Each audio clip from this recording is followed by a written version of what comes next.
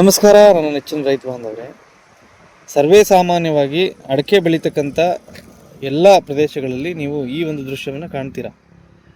ಒಂದು ರಸ್ತೆ ಬದಿನಲ್ಲಾಗಿರ್ಬೋದು ಅಥವಾ ಎಲ್ಲರೂ ಒಂದು ಕಡೆಗೆ ಸುಮ್ಮನೆ ಈ ಅಡಿಕೆ ಸಿಪ್ಪೆಯನ್ನು ರಾಶಿ ಮಾಡಿ ಹಾಕಿ ಅದು ಒಣಗಿದ ತಕ್ಷಣ ಇಮ್ಮಿಡಿಯೇಟಾಗಿ ಅದಕ್ಕೆ ಬೆಂಕಿ ಹಚ್ಚಿಬಿಡ್ತಾರೆ. ಸೊ ಇದರಿಂದ ಏನೂ ಲಾಭ ಇಲ್ಲ. ಇದು ಇಲ್ಲೇ ಸುಟ್ಟೋಗುತ್ತೆ. ಇಲ್ಲ ಕೆಲವೊಬ್ರು ಈ ಬೂದಿ ತೊಗೊಂಡೋಗಿ ಇದನ್ನು ಆ್ಯಶ್ ಅಂತ ಕರಿತೀವಿ. ಬೂದಿನಲ್ಲೂ ಕೂಡ ಒಳ್ಳೆಯ ಒಂದು ಪೋಷಕಾಂಶಗಳಿದೆ. ಬಟ್ ನಿಮಗೆ ಇದನ್ನು ಹಾಗೆಯೇ ಡೈರೆಕ್ಟಾಗಿ ಗೊಬ್ಬರ ಮಾಡೋದ್ರಿಂದ ಸಿಗ್ತಕ್ಕಂಥ ಲಾಭಗಳಿಗಿಂತ ಇದರಲ್ಲಿ ಕಡಿಮೆ ಲಾಭ ಇದೆ.